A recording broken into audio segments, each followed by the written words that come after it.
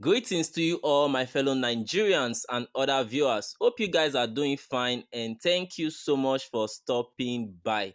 So, my people, as the issue of insecurity and high cost of living continues to escalate, stakeholders have sent warning message to President Bola Ahmed Tinubu telling him that his policies are not working. So I'm going to be giving you guys the news in full details, but before I do so, please help us to like and share this video so that this video will be recommended to other people. Thank you. Now the news in full details, it says, following the outbreak of Archie protests in parts of the country, President Bola Ahmed Tinubu, the federal government and the central bank have been urged to take control over foreign exchange rates, contain insecurity and initiate programs to boost food supply. Ambassador Kalu Ofon Emmanuel, a public affairs commentator and the Lagos State Chapter President of the International Human Rights Protection Service, Florida, USA, who gave the advice in an interview with Sunday Independent, also mentioned that the federal government should be humane, have listening ear and pay attention to the crisis of the masses. Dr. Emmanuel lamented that Nigerian masses have been impoverished to the extent that feeding has become a very serious challenge. He stated, in consideration of the outbreak of Archie protest, a roundtable dialogue and implementation of policies will bring solution to a considerable extent. If government officials will put themselves in the shoe of the poor innocent Nigerians, hardship would be eradicated. I assure you that if care is not taken, the hardship protest, if allowed to continue without the government providing a proper solution, what will happen will be worse than the End SARS protest. This may escalate, spreading to many other states. I put it to you that we have a confused, selfish government which has been making fake promises to the masses without implementation. They have been enriching themselves without action plans to salvage Nigerians from gross and suffocating poverty. Government should rise up to its core responsibility, invest in agriculture, fight against incessant increasing of daily exchange rates, and provide security to the people so that farmers can have access to their farmlands. The moment the government has a compassionate mindset and is passionate about how to make food the commonest and cheapest thing, it will be a plus to them. Reverend Dr. Andrews Okiribu, a lecturer and cleric, who also spoke to Sunday Independent, asked, who told you that the present government will take anybody's suggestions or advice? The government, by any indications, is telling us that they know more than everybody. Sincerely speaking, what are you going to advise a government that believes anybody that does not agree with what others say or doing, or any contrary opinion and suggestion is an instigation and attempt to commit treason against it and their party in power? Secondly, have they acknowledged that the citizens are in hardship and on the verge of near collapse? About 2 days ago, one of the state governors asked, why are Nigerians complaining where food in Nigeria is the cheapest in any place in the world? The truth is that these political leaders do not care a dot measure of the rest of the people in the land, when all their families and cronies are living large by all indications of summation. Nobody should tell anybody that they don't know what evil they are doing and that they don't know the right things to do. We fool ourselves the more we think that it's by our advice they will hear and know the right things to do. Sincerely, the protest in some states against the hardship in the land is only signaling a wake-up call to the government to please have mercy and be human and godly in considering that every single individual's life in Nigeria matters as those of them in position of leader and affairs of the nation. Also speaking, Comrade Osatoame Ebohon, the State Publicity Secretary, African Action Congress, AAC, Lagos State, in his response stated, I remember the beautiful song titled, If You Ask Me. Really? If you ask me, now who I go ask?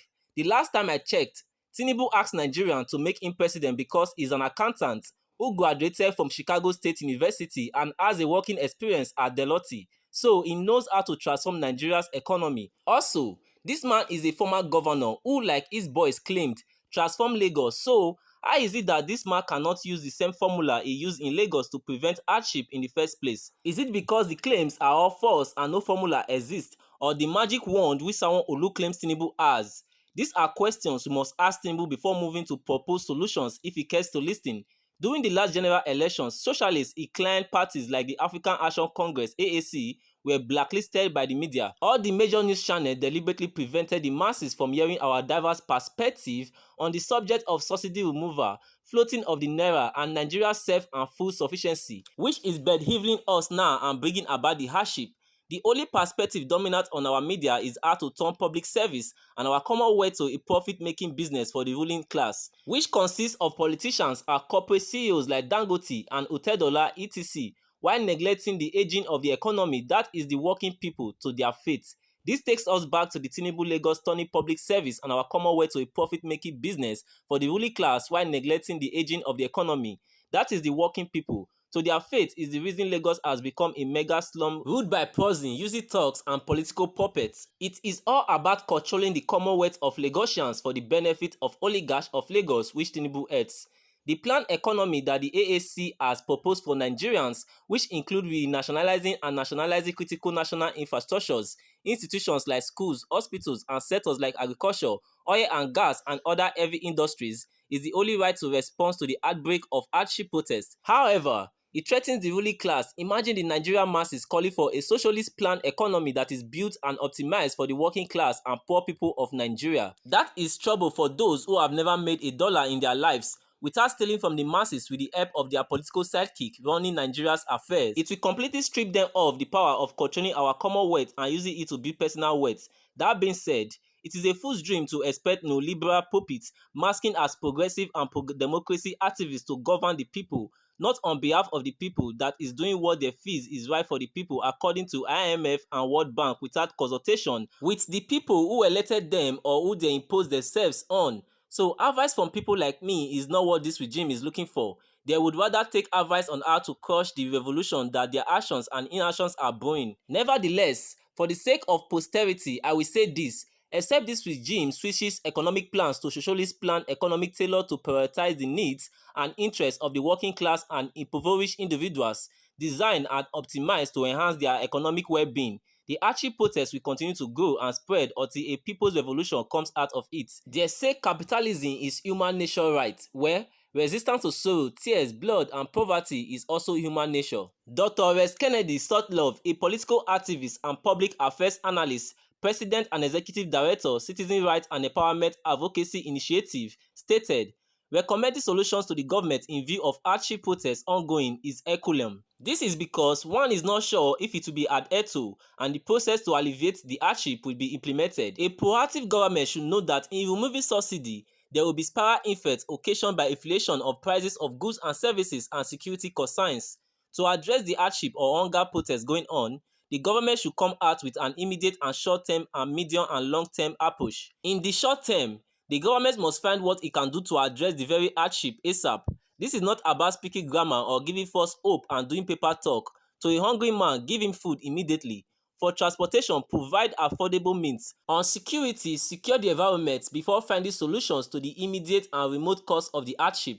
In the medium term, the government should do what it can do to shut down inflation drastically, and in the long term address the root cause of the inflation by being a producing and manufacturing country. It should encourage the nation to be self-sufficient and export-oriented with the aim to generate in strong Abuja, foreign exchange. he outlined that can strategies strengthen such as local expanded currency and farmlands, ensure providing low-interest competitiveness, loans to thereby farmers, and beating investing in inflation. irrigation So my infrastructure. people, several Nigerians gave their opinion on this matter, which I'll be reading out for you guys. And the first person here said, government of nowadays are worse than the colonial government.